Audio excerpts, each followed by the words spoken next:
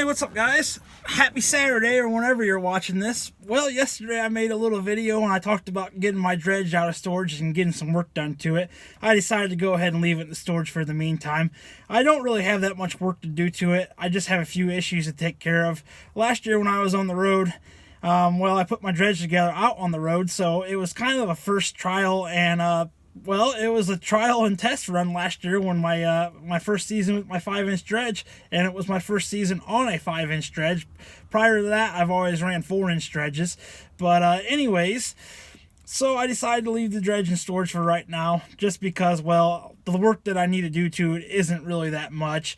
You got pump 1 and then pump 2. You got a pump on each side, and the pump that the air compressor's on, well, it's kind of they're even, but the air compressor kind of throws the weight off a little bit, so it kind of causes the dredge to sit a little bit lopsided. It sits like this. Now, you can adjust that with air pressure, and I can get it pretty close to level out, but what I'm going to have to do is I'm going to have to build adjustments to be able to slide the air compressor pump back and forth just a little bit, just to get it tweaked in just right so I can get it set and level. And then the flare on the back of the dredge, well, the back bumper of the raft that I build it on, because I build it on a pontoon fishing frame, there's a bar on the back that my flare is made out of plastic, and the flare smashes down in the back a little bit, and sometimes that causes rock jam, so I just need to build a bracket in the back to keep all the weight off of the flare, just to keep it up in the air a little bit. That way it doesn't come smashing down from the weight of the box that it's connected to, the sluice box. And just need to keep it up in the air a little bit so the plastic flare doesn't end up getting smashed down and causing any more rock jams. But other than that, I mean, they're all pretty simple adjustments. So guys, when I think about dredging in the future, you know, I've talked about going to Nome, Alaska and dredging in the ocean, and that is still something that I would like to do in my lifetime. I know it's not a snap in the fingers easy thing to do. It's going to take a little bit of work to get up there, and definitely to be successful up there. But the reason that I talk about going to Nome, Alaska and mining for gold up there in the ocean is because I feel like dredging is dying in the lower 48, and hopefully the laws will change and stuff like that. But we've been fighting the California gold dredging battle for about 10 years now. So is California ever going to get legal?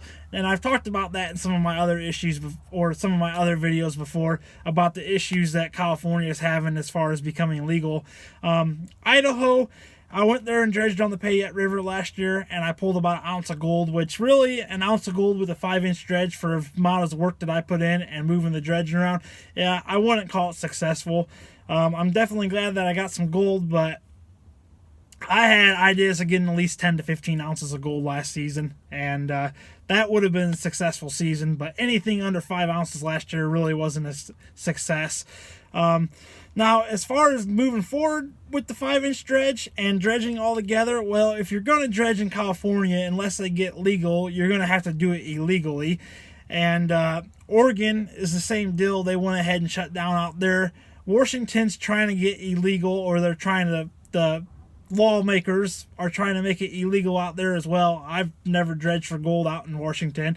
It would be an experience, to something to do in the future. Colorado is still legal, and Idaho is still legal, and there's other states that are legal as well. Off the top of my head, I can only think of Arizona, Idaho. I think Washington's still legal, and Montana, I think, is still legal for dredging. I'm pretty sure they are. But, yeah, if I'm going to want to go dredging, I'm going to have to figure out where to go in those states. As far as Idaho goes, I think I'm probably going to look into buying my own claim if I do go dredging, or I'm going to go out and stake my own claim. And that's something that I want to do in the future, is go out and drive around in Idaho and actually look for my own claim that I can stake and have my own piece of ground to go to. And maybe I'll find a claim in Colorado, maybe I'll find a claim in Idaho. It really doesn't matter too much where I find a claim, as long as that there's gold on it to mine. But as far as going back out dredging again, I definitely don't want to do it like I did last season. I mean, I am going to end up building the air compressor raft and put my air compressor on it. That way I can float up and down the river and actually have a spot located to, that way I'm bringing in the dredge on a piece of ground that actually has gold on it, rather than floating the dredge down the stream, pulling it back up the stream and trying to find a spot that has gold on it. What I'm going to do is I'm going to build that air compressor raft like I talked about a little bit in yesterday's video, and put together a raft so I can go out and do a little bit of sniping, get underneath the water, check out the circumstances, and actually know what I'm bringing the dredge into, rather than just going out there and hoping that there's gold out there and prospecting the river with the dredge and towing all the equipment around. I'd rather bring the dredge out to a spot that has guaranteed gold on it. So I'm not sure when I'm going to be out dredging again, so I just decided to go ahead and leave the dredge project kind of on a standstill right now. And really, I don't have that much work to do to it. I can get all the work that I need to do done to it in a day easy, 2 tops, but I think a good day of working on the dredge, I can have it ready to go again. So, yeah, just going to leave the project well enough alone for the meantime, but like I said, it's only a day's worth of work, so really not that big a deal. As far as going out prospecting again, I think there might be a possibility that I might go out without the dredge next time I go out, and I might go back out to California, and if they go legal again, they're talking like they're only going to allow 4-inch dredges anyway, so I might put together a 4-inch dredge. If California goes legal again, I will be out there mining, but it's kind of hard to stay. It's kind of hard to say with the lawmakers and stuff what is actually going to be happening. So we've been waiting 10 years right now, so are we going to be waiting another 10 years? Is that really a plan to bank on? So as far as that goes, California, I pretty much just plan on using a pan and a sluice box and a metal detector. I really am looking in and wanting to get a metal detector. I think that will take my prospecting game to the next step. There's a lot of areas that I've been out in California that, you know, maybe with a metal detector, that will it'll just advance me a little bit more, and it will give me more prospecting options, which will in return mean more chances of gold.